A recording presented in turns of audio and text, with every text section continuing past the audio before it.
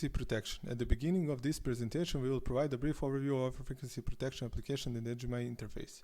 The over frequency deviation in CESA usually stays below 180 MHz except during system splits. Since the OFPM tool requires deviation over 200 MHz to start the calculation, increment was added to real-time frequency value for testing purpose. To enhance the algorithm's real-time safety and reliability, potential performance issues were identified such as system split causing dual frequencies. Additional protective functions were developed to address this risk. Forwarding set points or disconnecting generator and generator groups in real time under these conditions is irregular. As a result, active power production will not change and the measurement used for the OFPM tool will be irrelevant. The application will only show an OFPM result after the first iteration. The screen that appears after launching the application is shown in the following video. At the top of interface, a fixed section displays the operational status of application showing whether OFP is enabled or individual mechanism active power decrease and generator disconnection is enabled. Activation indicators for both mechanisms are also shown in this display. Right now they are not active. On the right side, the activation time and the lapse time since the activation are displayed. In the lower part of the interface, there are separated tabs. First tab, status tab, which displays global variables.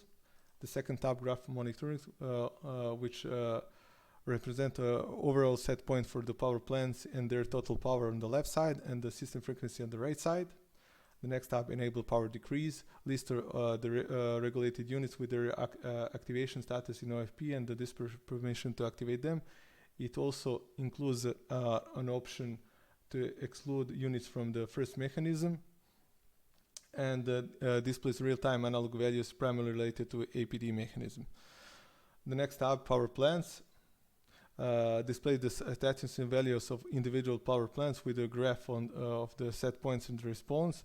The user can select power plant from drop-down menu. The next tab, the generator disconnection tab, related to the second mechanism, it shows generator breakers and generator groups that can be disconnected. The next tab, configuration tab, enables the user to modify cycle values and activation threshold for both the first and the second mechanism as well as the droop characteristics. The droop parameters adjustment feature wasn't tested in the primary phase, which focused on the verifying OFPM algorithm performance, ensuring it matches system 5% droop recommended for CESA. The authors are optimistic that the OFPM tool will be adopted by other transmission system operators to ensure adaptability for the HMI interface allow droop adjustment via comparable coefficients KF and KP. And the last tab is the log tab, which represents the application log. Next, we will demonstrate the active power decrease mechanism, which is triggered when the frequency exceeds the allowed frequency threshold. Power reduction is executed in a predefined order, first hydro and then thermal and last point power plants, and the set point commands are sent for the new base power of the power plants. Let's take a look for the current state of the application. The application is started, OFP is started, and the system frequency is around 50 Hz. First active power decrease mechanism is enabled. Generator disconnection also is enabled. OFP is enabled.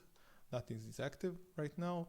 The activation times are not defined. So we will start with adding offset of 0.3, which is above predefined 50.2 Hertz for the first mechanism. So we will add that, and right now we have modified system frequency, and we have triggered the first mechanism, and the activation time is right now, and the time from the activation is running. So in the log we can see that the active power decrease is activated and the hydro units is involved in the active power decrease. In the status we can see what is needed to be reduced.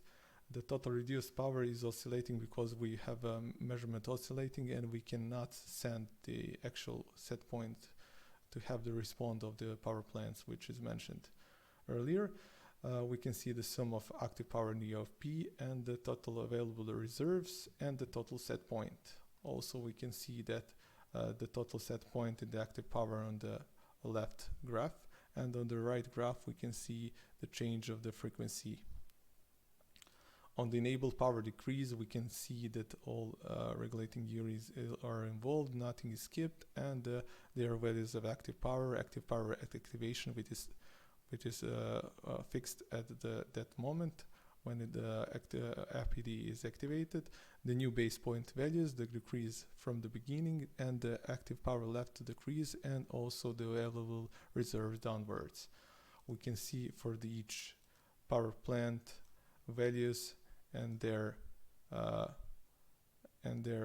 set points generated also, and that would be all for the first mechanism.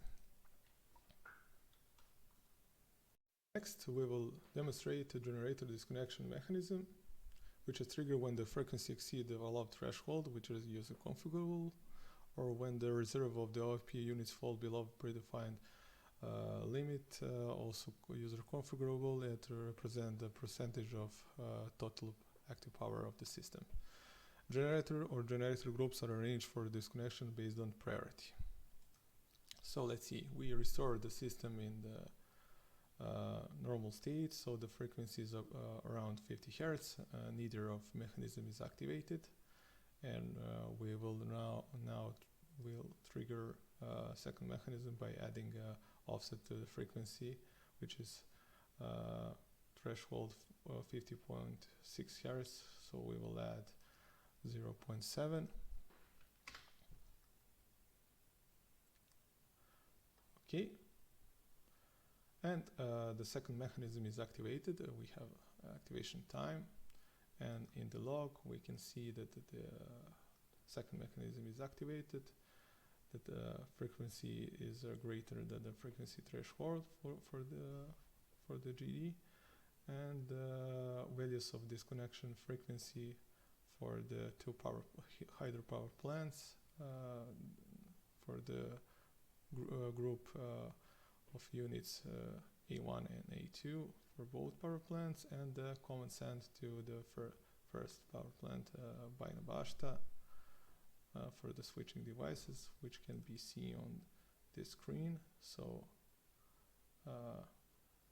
this second one is skipped because status is disconnected, 0, and the first command is sent to this device. On the graphical monitors we can see the frequencies above threshold, and on the status we can also see what is active power that needs to be reduced to restore